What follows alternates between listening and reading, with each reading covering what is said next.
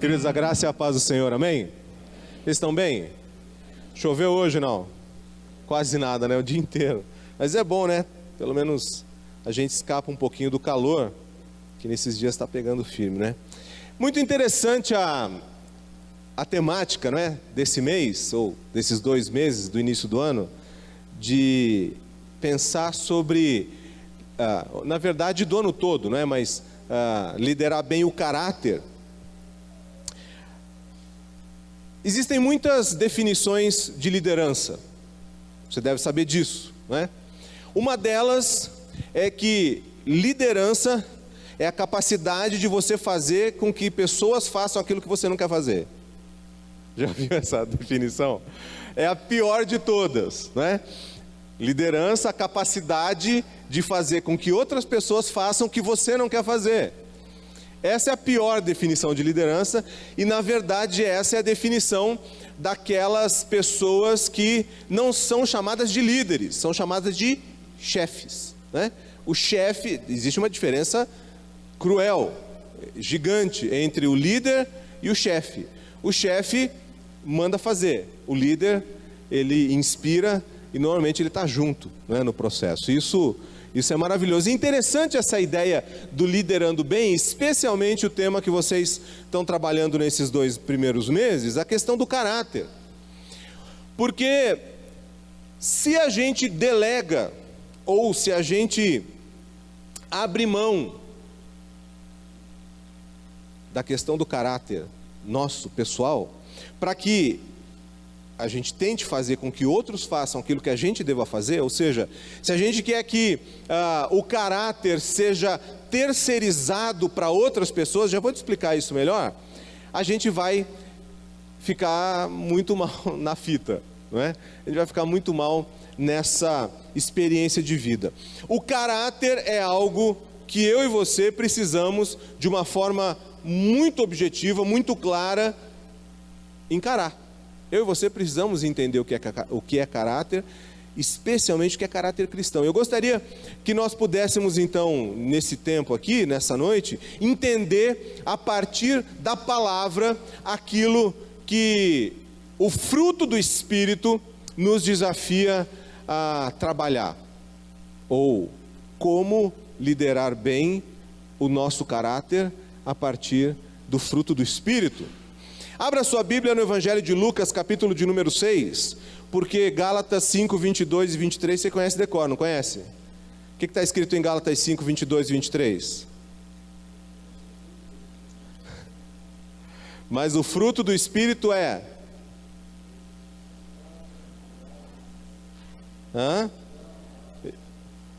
Quantos são, afinal de contas? Quantas qualidades tem o fruto do Espírito? Não são os frutos, né? O fruto do Espírito. Quantos são? 9, muito bem, estamos entendidos então. Então, a gente já vai lá para Gálatas 5, tá bem? Para você decorar e não esquecer nunca mais. Lucas capítulo 6, versículo 44. Vamos ler o 43 e o 44, o 43 ao 45, 43, 44 e 45. Lucas capítulo 6, versículos 43 a 45. Achou aí? Achou? Diz amém. Então tá bom.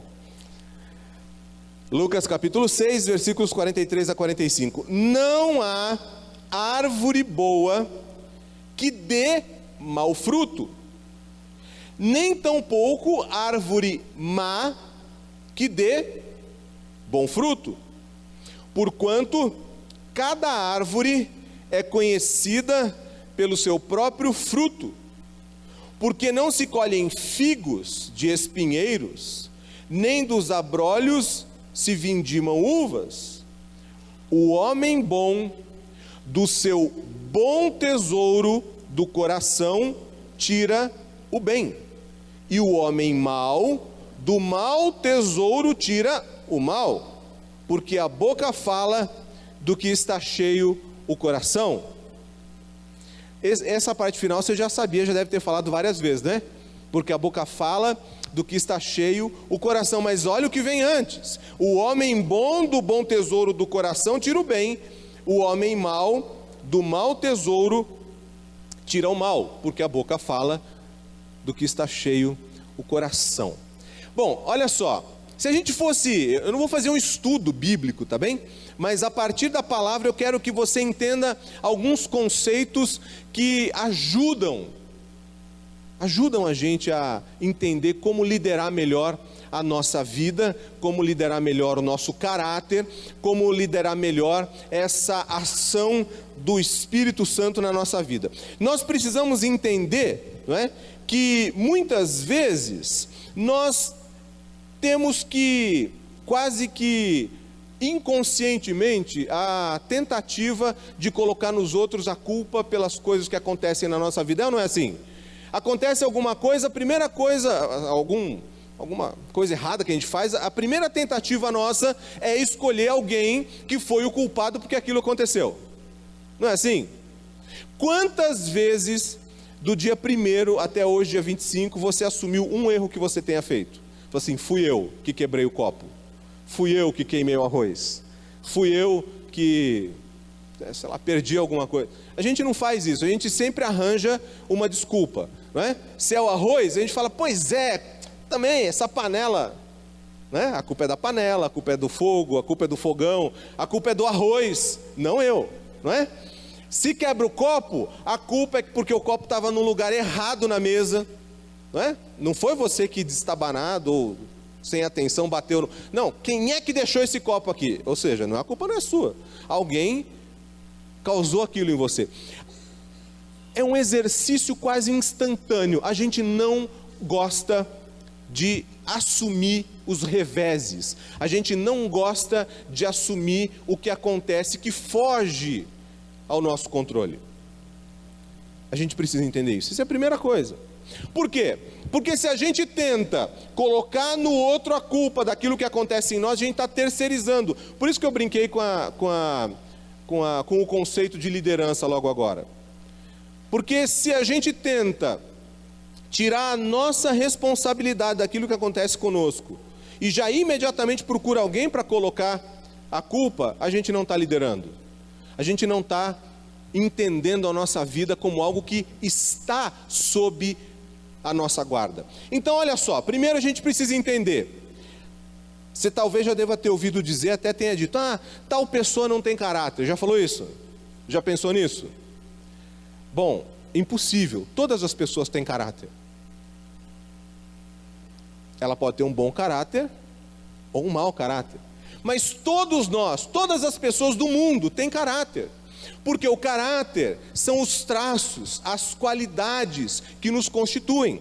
Então a gente precisa fazer um tipo de entendimento das palavras. A gente confunde temperamento com caráter e a gente confunde caráter com personalidade. Temperamento é o teu jeitão. Temperamento você nasce com ele. Não tem muito como mudar, tem como controlar. O temperamento é aquela coisa assim do explosivo, do chorão, do nervosinho, sabe como é? Do pessimista, é o temperamento.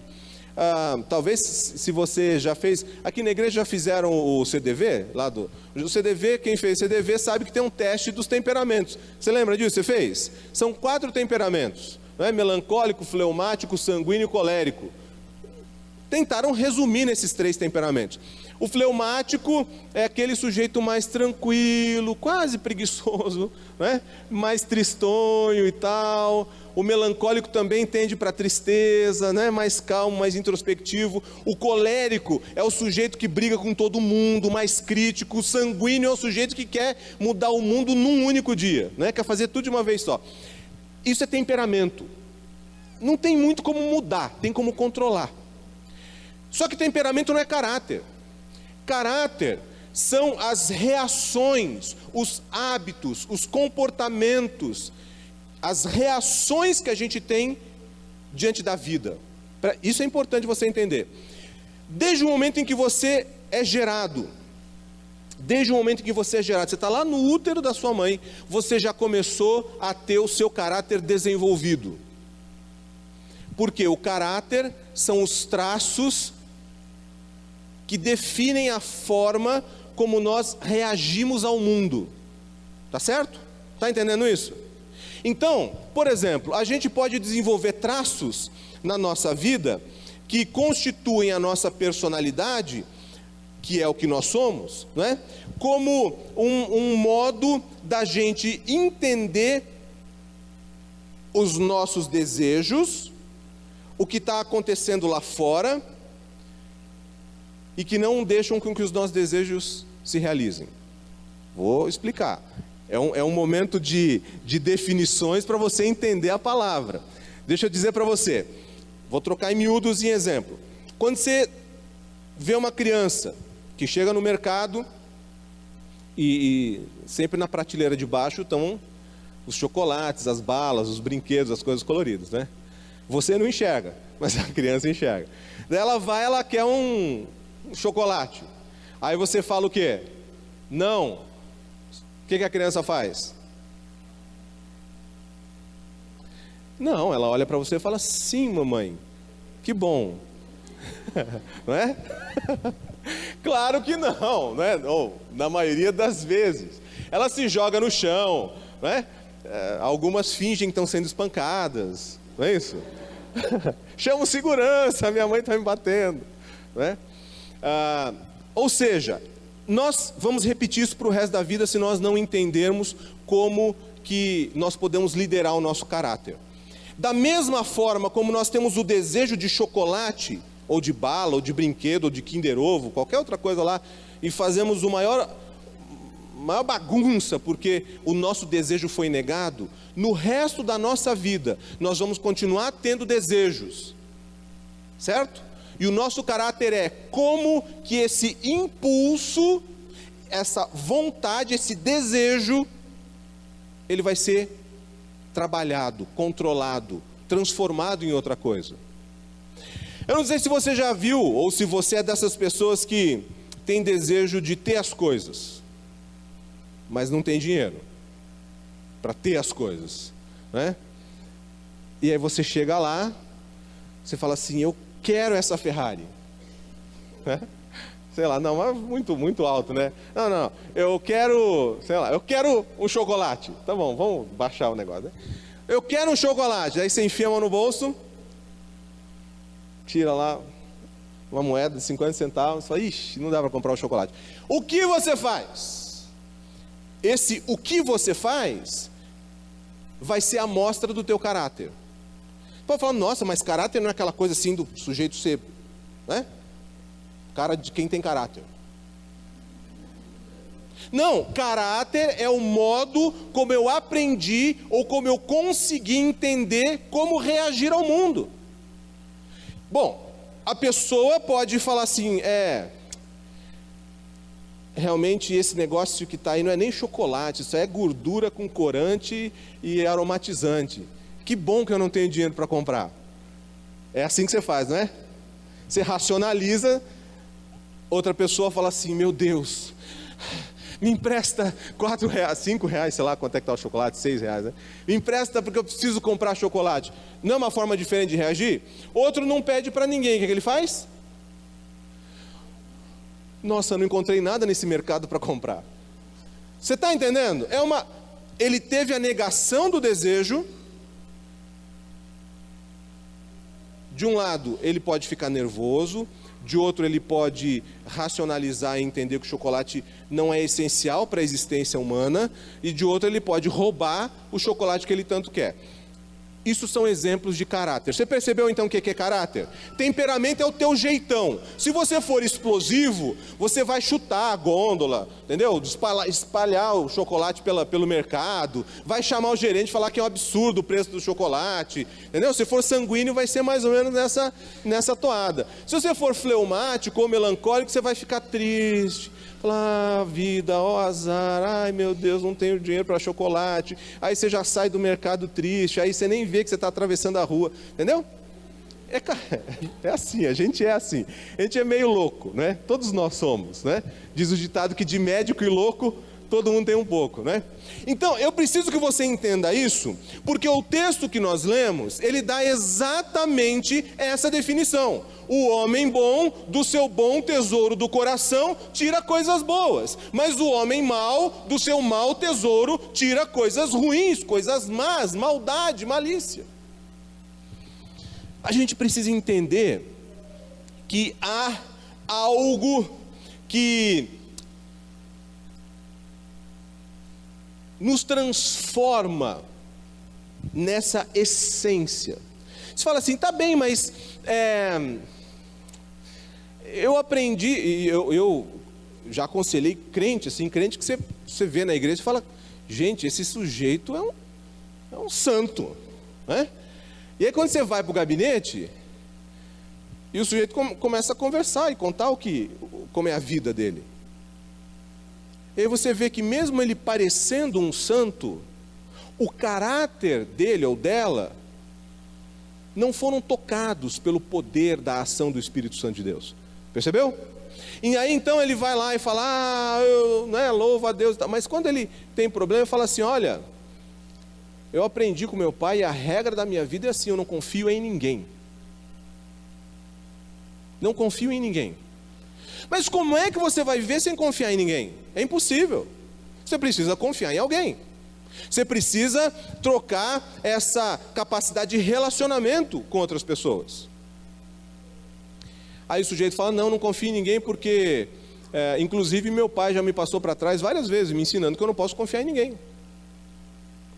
Isso é um traço de caráter.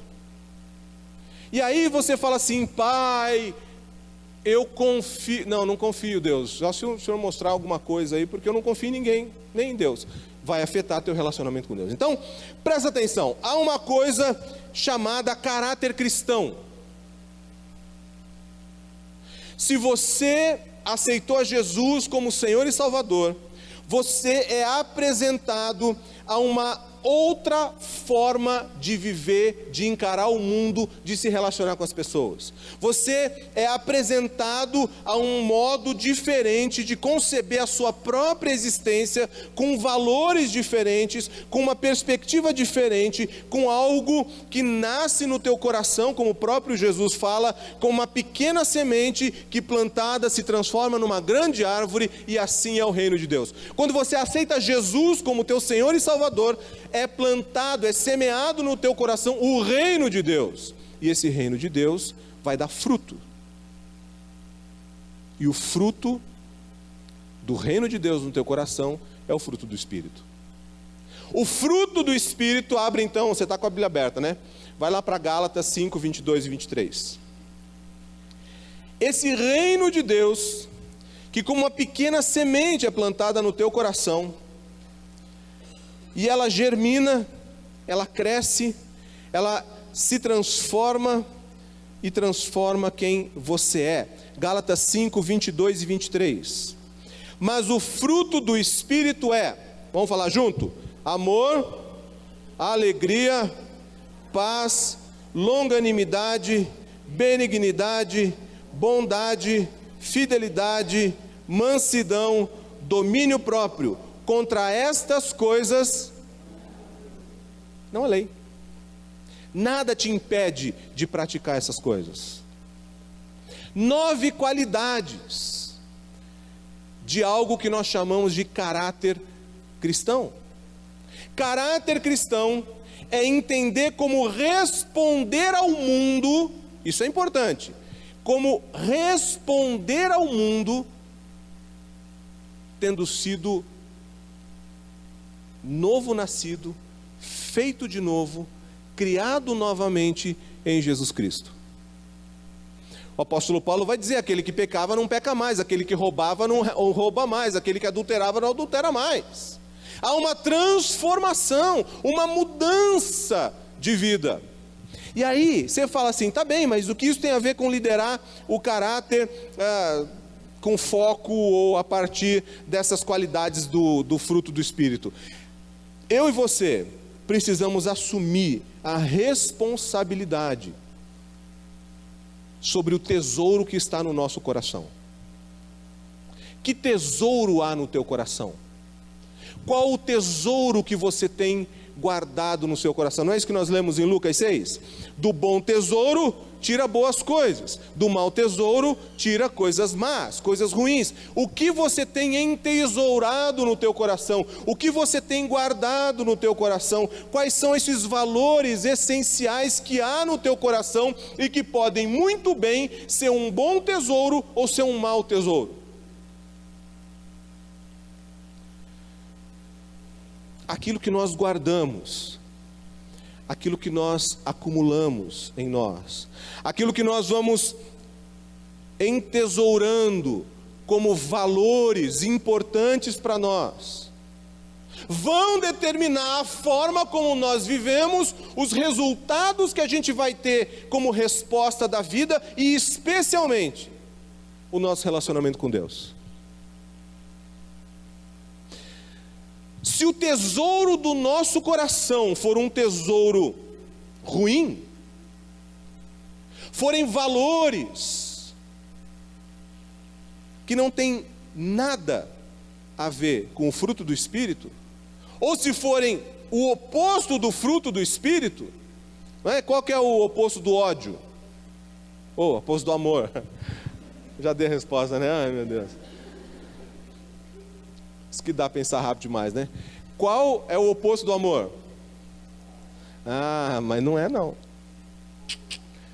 O ódio não é o oposto do amor. O oposto do amor é a indiferença. Porque no ódio, o que o amor faz? Faz com que as pessoas se vinculem, não é? Não é? O amor não aproxima as pessoas e faz com que as pessoas se vinculem. O ódio também. O ódio é o inverso do amor, mas não o contrário. O contrário do amor é a indiferença. Porque se o amor faz eu ter atenção por você, o contrário disso é eu não ter atenção por você, é indiferença. Pouco faz, pouco importa se você está vivo ou morto. No ódio, importa se você está vivo ou morto. Você já odiou alguém? Não, né? Todo mundo nasceu crente, todo mundo aqui é santo e tal, nenhum de nós. Mas imagina aquele teu vizinho que você sabe que odeia você, ou alguém, né? Quando uma pessoa odeia o outro, ele fica, olha lá o que ele fez. Trocou de carro, meu Deus, que cara desgraçado. Olha, ele pintou a janela, né? A pessoa que odeia fica caçando o outro. O vínculo é íntimo, talvez até mais forte muitas vezes do que o amor. Só que é um vínculo maligno, diabólico, destruidor. Está entendendo? O contrário do amor é a indiferença. O sujeito cantou, não cantou, morreu, não morreu, tanto faz. Então, se eu entesouro no meu coração a indiferença, o amor está muito longe de mim. Qual que é o contrário da alegria? Claro, isso é tristeza mesmo, você acertou, né? Como é que é uma pessoa que vive triste? Normalmente a tristeza está junto do pessimismo, não está? Imagina levantar todo dia triste. Você olha no espelho e fala, meu Deus, que coisa feia. Pessoa triste, pessimista, vai tomar banho de manhã, não sei se vocês tomam banho de manhã, mas né? Pessoa que tem a rotina de tomar banho de manhã, toma banho, né? O banho de manhã, pelo menos para mim, eu acordo, né? O jeito sai do banho, nossa, que sabonete fedido. Você entende isso? O contrário da alegria é a tristeza. E a tristeza gera um pessimismo, onde nada está bom. Se você está entesourando a indiferença ou o ódio, se você está entesourando a tristeza, que tesouro é esse? Esse é um mau tesouro. Como é que você vai responder às pessoas? Aí acontece lá, vem alguém e conta uma novidade para você. Oh, meu irmão, olha só que bênção, eu consegui uma grande bênção.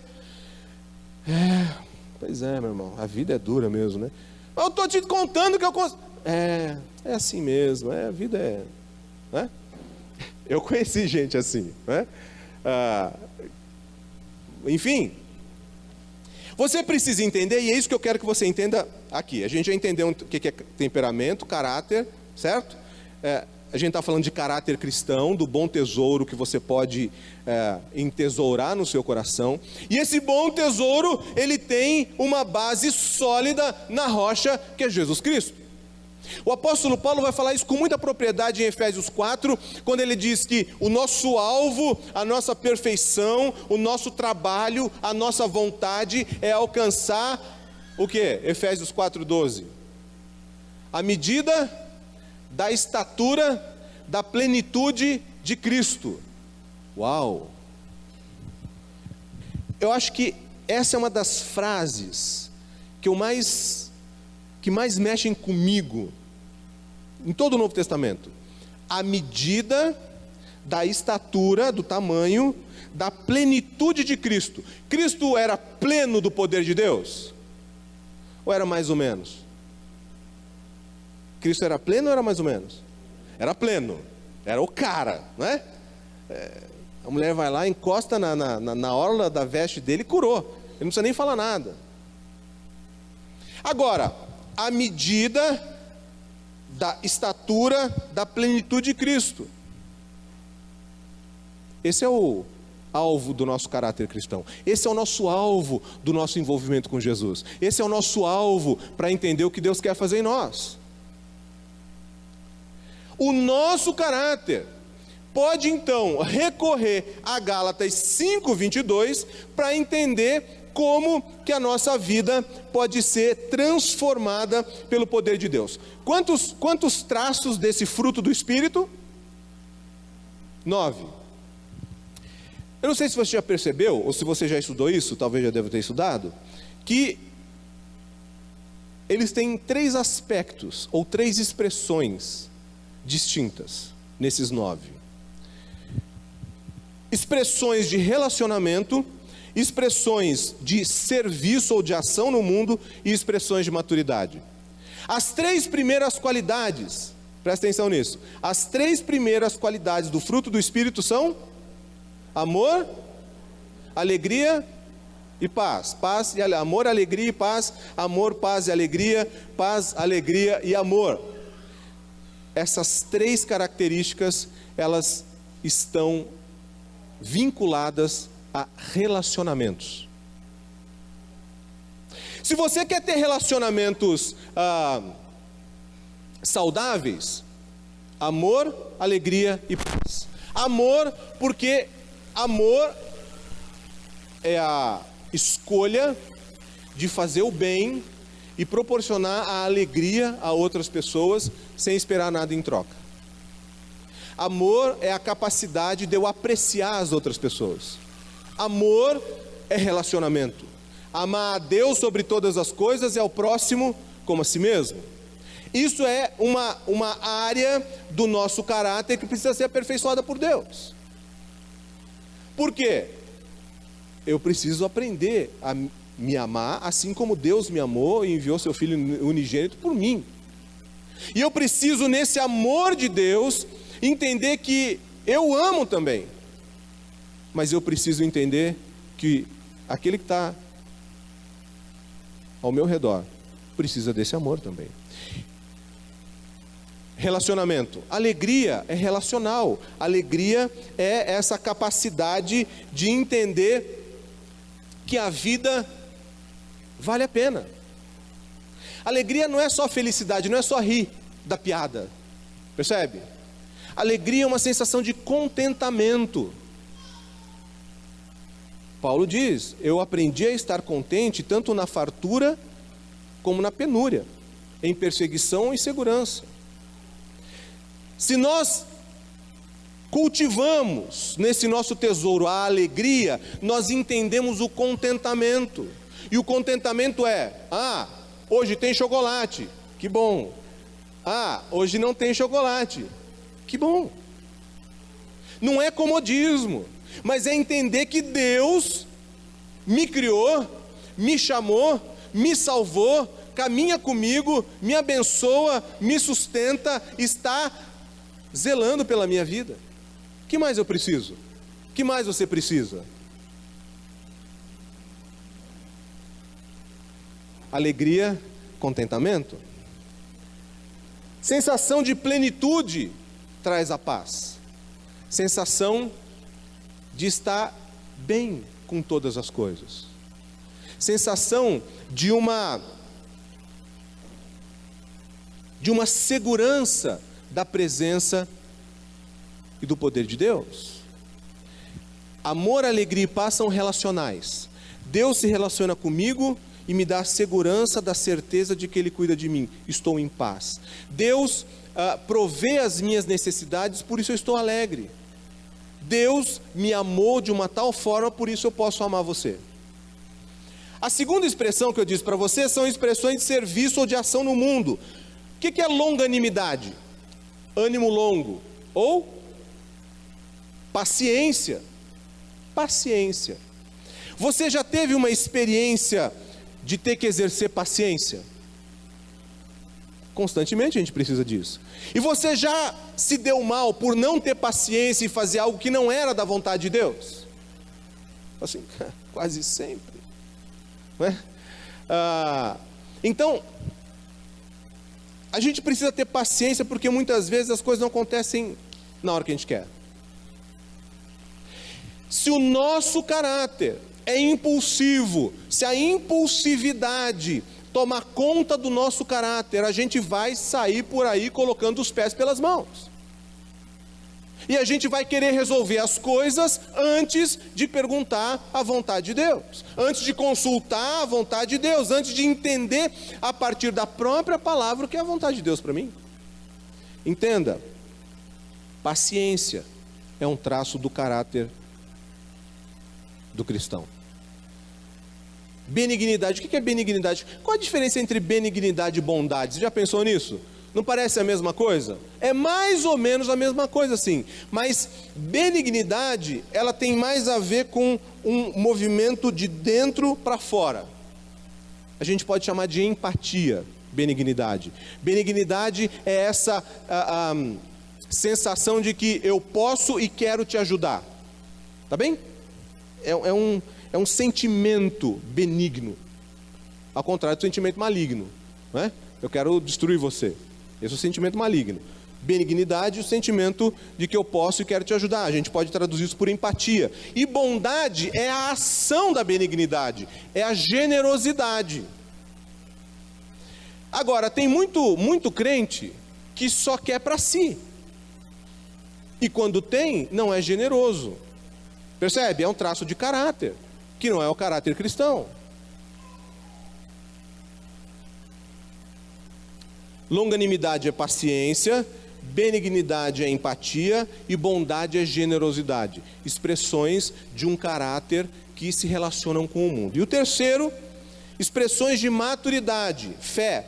Ou seja, a capacidade, é fé ou fidelidade, né? Ali está fidelidade no texto, aqui na minha tradução também. Fidelidade ou fé. Fidelidade é a capacidade de você se manter leal, de você não abandonar o barco. Sabe como é que isso acontece? Sabe quando a coisa começa a dar errado, você é o primeiro a pular e falar, opa, não vou arcar com o preço desse prejuízo. Seja num relacionamento, seja na igreja, não é? Dizem os estudiosos que os primeiros a sair de um barco que está afundando, quem são? Os ratos.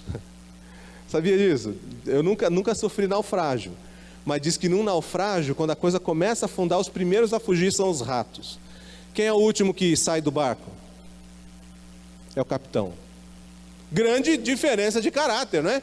Fidelidade é a capacidade de permanecer leal. Eu permaneço leal ao Senhor, eu permaneço leal à palavra. No início do cristianismo, lá logo depois de Jesus, no primeiro, segundo século, quando havia perseguição, você deve já ter estudado sobre isso, a história dos mártires, cristãos que eram queimados vivos no Coliseu em Roma, que eram devorados por animais selvagens, que eles eram soltos no Coliseu, e os gladiadores vinham e brincavam de quem matava com um golpe só e cortava o corpo inteiro. Os cristãos amarrados em postes na arena do Coliseu, que você visitou quando você foi a Roma, né? Soltavam os animais e e os leões e lobos selvagens começavam a devorar as pessoas. Mas antes de soltar os animais, um oficial romano dizia assim: você pode salvar a sua vida se você negar a sua fé nesse Jesus Cristo. O que eles faziam? Abandonavam o barco? Não. Eles morriam cantando hinos de louvor a Deus, enquanto eram queimados, enquanto eram devorados vivos. Você consegue imaginar isso? Não. Às vezes acontece coisa milimétrica, a gente já quer pular do barco. A gente já começa a reclamar: não colocaram a almofadinha para eu sentar nesse barco. Por isso que fidelidade, mansidão e domínio próprio são expressões de maturidade, expressões de relacionamento, expressões de uma ação no mundo e expressões de maturidade, maturidade do caráter. Consegue permanecer leal e fiel quem consegue maturidade no caráter cristão. Mansidão é serenidade. Qual que é a imagem que cria na sua mente quando você fala de uma pessoa sábia, de um sábio? Pensa aí. Não sei se é a mesma que eu tenho, mas a ideia daquele sujeito sentado num lugar tranquilo, não é? Tranquilo. O sujeito não é agitado. Quando você faz uma pergunta, ele para, olha as árvores, os passarinhos, o riacho, né? E ele te responde. E só a resposta dele já desenvolve paz no teu coração. Não é essa imagem que você tem de um sábio? Normalmente não é aquela pessoa que chega assim: o cara já te dá uma receita e tal, milagrosa, 7 passos para não sei o que, pronto, vai, próximo, né? Tipo o médico do SUS, né? Desculpa se tem algum médico do SUS aqui. Mas tem uma piada que eu acho fantástica, né? O sujeito chega no posto de saúde e espera para ser atendido. Quando ele entra no consultório, o médico está escrevendo uma receita, né? O cara sanguíneo, né? Temperamento, fala assim: doutor, o que é isso? Eu nem falei nada, o senhor já está escrevendo a receita, me medicando. Fala: cara, senta aí, fica quieto que essa receita já é para o próximo. Bom, não é assim, isso é só piada. Sabedoria não é você tentar resolver o problema que nunca aconteceu com uma ansiedade sem tamanho. Por isso que a mansidão é essa serenidade, essa tranquilidade. Está armando um furacão, sabe? Começa a nuvem rodar. O sujeito desesperado faz o quê? Não, já se matou, desesperado já se matou. Porque ele já estava preocupado quando começou a fechar o tempo. Não é assim? É caráter. Começa a nuvem, o cara: meu Deus, vai cair o mundo, meu Deus do céu. Começa o furacão, o que a pessoa que tem mansidão ou serenidade faz?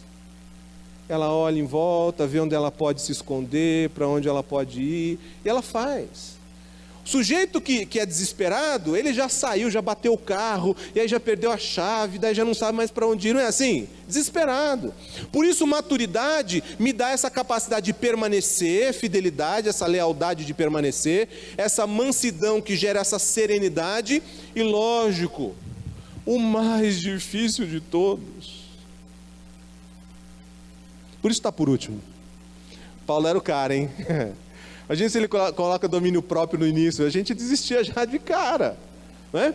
Domínio próprio é essa capacidade de eu ter me conhecer, esse autoconhecimento e um autocontrole.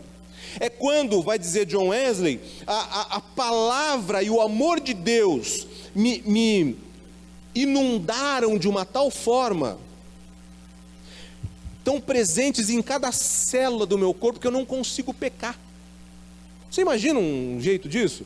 Wesley diz assim que chega um momento nessa nossa caminhada de santificação que a presença e a ação do Espírito é tão poderosa na nossa vida que até os nossos sonhos são santos. Você imagina? E não se falava de inconsciente há 300 anos atrás. O sonho é o inconsciente se manifestando. Até aquilo que eu não controlo está permeado da santidade do poder de Deus. Não tem caráter que não seja bom desse jeito. Não tem caráter que não seja bom. Então, vamos lá. O pastor Éder falou que pode ser até meia-noite. Tá bom. Estou terminando, tá bom? Colocando as coisas no lugar. Caráter é a forma como você e eu reagimos à vida. Eu posso reagir de um modo bom ou posso reagir de um modo mau. Eu posso juntar no meu coração um tesouro bom de traços de caráter que melhoram a minha vida, ou eu posso juntar no meu coração traços de caráter baseados nas novelas da Globo ou do SBT, sei lá, uma novela mexicana, que vai ser um jeito completamente atrapalhado de viver. Porque do bom tesouro, o homem bom, a pessoa boa, tira boas coisas. Do mau tesouro, a pessoa má tira maldade, malícia, maledicência, tudo aquilo que é mal. Porque a boca fala daquilo que está cheio o coração. Nós precisamos entender que no momento em que nós nascemos de novo, nós somos apresentados a uma nova vida em Cristo. E o nosso caráter pode então ser liderado e bem liderado. Se nós somos discípulos de Cristo, a palavra no grego para discípulo é a mesma palavra para disciplina. Discípulo que não tem disciplina, tem alguma coisa errada. E a disciplina é o caminho para que o meu caráter seja tratado. Você entendeu o que é temperamento e caráter, amém? Temperamento é o teu jeitão, caráter são essas formas, hábitos e comportamentos que te ajudam, que me ajudam a sobreviver nesse mundo. Eles podem ser bons ou podem ser maus, esses traços de caráter. A palavra, o apóstolo Paulo, inspirado, ungido pelo Espírito Santo de Deus, entendeu que há 9 qualidades que podem sustentar o meu e o teu caráter. Então eu gostaria que você pudesse ter, já que é janeiro e fevereiro, frutos do Espírito, você vai meditar sobre várias coisas a esse respeito, já deve ter meditado, que você possa guardar o texto de Gálatas 5, 22 e 23 como objetivos para que neste ano você consiga liderar o teu caráter em direção a essas 9 qualidades, amém? Que você possa começar, amor, começa a falar assim: Senhor, me ensina a receber o teu amor, me ensina a entender que o Senhor me amou de uma tal forma indescritível, que o teu filho morreu por mim. Me ensina, Senhor, a amar o Senhor sobre todas as coisas e ao próximo como a mim mesmo. Me ensina, Senhor, o amor. Me ensina, Senhor, a ter alegria. Acordar de manhã, está chovendo um monte, e você tem que ir para o trabalho. Fala assim: glória a Deus, Senhor, eu vou chegar encharcado. Mas que bom que tem chuva. Já imaginou morar no deserto? Racionar água? Não conseguir tomar banho? Alguma glória a Deus. Mas aí é o caráter, né? Alegria, capacidade de fruição. Senhor, me ensina a ter paz, me ensina a ter contentamento. Me ensina, Senhor, a ter paciência. Me ensina, Senhor, a ter empatia, a entender o sofrimento do outro. Me ensina, Senhor, a ter generosidade. Me ensina, Senhor, a ter fé. Porque se eu tenho fé, eu persevero. Me ensina, Senhor, a ter serenidade no meu coração, sabendo que, crendo em Ti, as coisas todas acontecem. Me ensina, Senhor, a ter domínio próprio. Elege para você esse texto. Fala: Senhor, eu preciso. Se você quer liderar o teu caráter, como é que você faz isso? Bom, de várias formas. Primeiro, se encharcando da palavra de Deus. Se você quer entender como que Deus age transformando o caráter, estuda a palavra. Veja a vida de homens como José, como Abraão, como Daniel. Veja, por exemplo, o que Paulo fala de Timóteo em Filipenses. É fantástico. Em Filipenses 2,19, Paulo fala assim: eu quero mandar para a igreja de Filipe, eu quero mandar para vocês Timóteo, porque vai fazer para mim uma grande alegria, porque ele tem o caráter testado, como nenhum outro eu conheço. Que coisa maravilhosa ouvir isso de você e de mim. Se encharca da palavra. Segundo,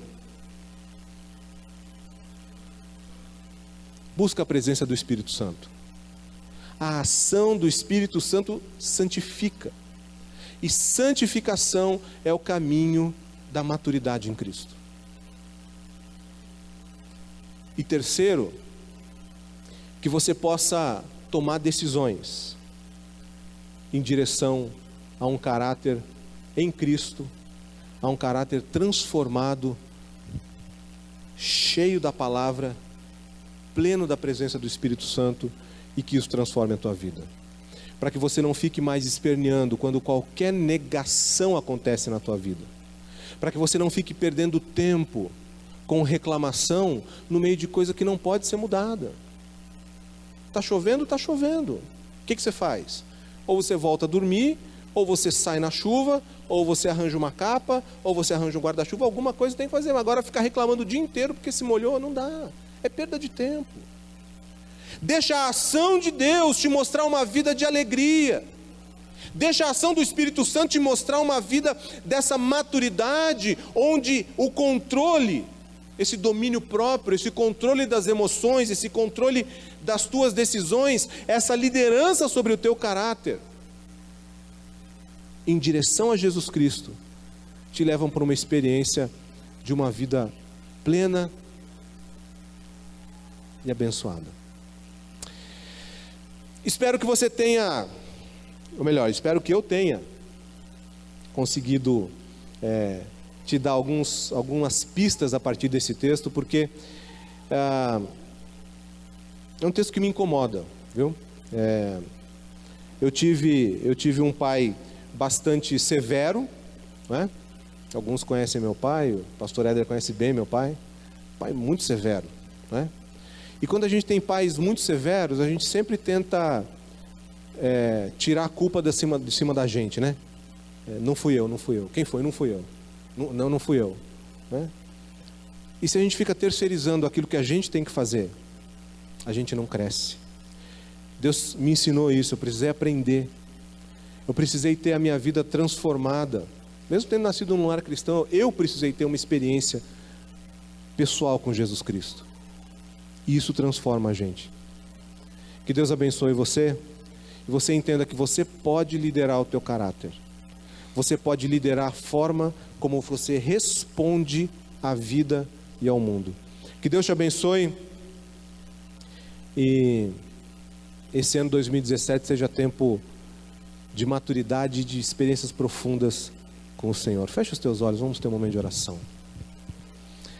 Senhor amado, em nome de Jesus, Pai, Tu sabes, Senhor, que muitas vezes, sem querer, Pai, sem perceber, nós aprendemos a guardar maus tesouros em nosso coração. Tu sabes, Senhor, que muitas vezes nós, sem querer, Pai, deixamos com que esses traços de caráter dirijam a nossa vida. E nós não temos fé, lealdade por Ti, não conseguimos entender o contentamento, não temos serenidade, não conseguimos amar, nem ser amados, não conseguimos, Senhor, ter alegria, fruir, aproveitar tudo aquilo que o Senhor tem nos dado. Mas, Senhor, em nome de Jesus, sabendo disso agora, Pai, nos ajuda a liderar, Senhor, esses traços. Nos ensina, Senhor, a entender aquilo que acontece conosco em nome de Jesus. Pai, para que nós possamos alcançar maturidade, para que nós possamos alcançar, Senhor, uma experiência de vida transformada em Ti, esse caráter na medida da estatura, da plenitude de Cristo. Senhor amado, toca, Senhor, os Teus filhos e filhas. para que nós não apenas sejamos pessoas que reagem às situações, mas que nós possamos entender como conduzir a nossa vida em Ti, abençoados, tratados por Ti. Eu te peço, Senhor, que a Tua graça seja sobre cada um dos Teus filhos e filhas nessa noite, Pai, e que o Senhor traga resposta. E, Senhor, se havia dúvida sobre a vida do Teu filho e filha, sobre por que agiam desse jeito, Pai amado, que a partir de agora, esse texto de Gálatas 5, 22 e 23 seja uma direção, seja um caminho, seja um modo, Senhor, de nos colocarmos em Tua presença. Abençoa, Senhor, o Teu povo aqui, em nome de Jesus. Amém. Amém. Pastor.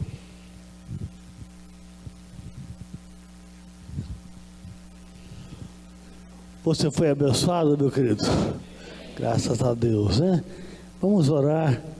Depois de uma palavra tão abençoada como essa, tão esclarecedora, e você tem que sair daqui desafiados, né? Desafiados a crescer no caráter, desafiados a desenvolver tudo aquilo que Deus plantou na nossa vida. Eu quero publicamente agradecer o pastor Flávio, né, pela disposição em nos servir, pelo discernimento em nos ministrar. E a minha desejo como pastor, que Deus faça de mim e de você homens e mulheres tratados, homens e mulheres que cresçam no caráter. Amém? Fique de pé, eu quero orar, quero encerrar este momento, quero desafiar você, homem, a estar conosco amanhã, às 6:30 da manhã, vamos estar aqui orando e buscando a Deus junto. Pai amado, muito obrigado. Pai, eu quero que homens, anjos e demônios saibam, Pai, da nossa gratidão a Ti, pelo discernimento, Pai, pela clareza com que o Teu Filho nos ministrou nessa noite. Pai, nós confessamos, Pai, que precisamos, Pai, debaixo da Tua graça, debaixo da Tua unção, ó Pai, desenvolver um caráter segundo a medida de Jesus Cristo, o nosso Senhor. Pai, despeça os meus irmãos e minhas irmãs. Pai, leve cada um de nós agora a casa, Pai, nos dê um descanso, Pai, prepare para uma quinta, uma sexta-feira abençoada. De modo especial, ó Pai, conduza os Teus servos de volta a Maringá. Tu ceste aqui, ó Pai, debaixo de propósito, Pai. Ele cumpriu o Teu propósito com excelência, Pai. O que ele semeou aqui, Pai, ele possa colher, ó Pai, no Seu ministério, colher a sua família, colher a sua casa. Nós liberamos sobre ele a palavra de gratidão e de bênção.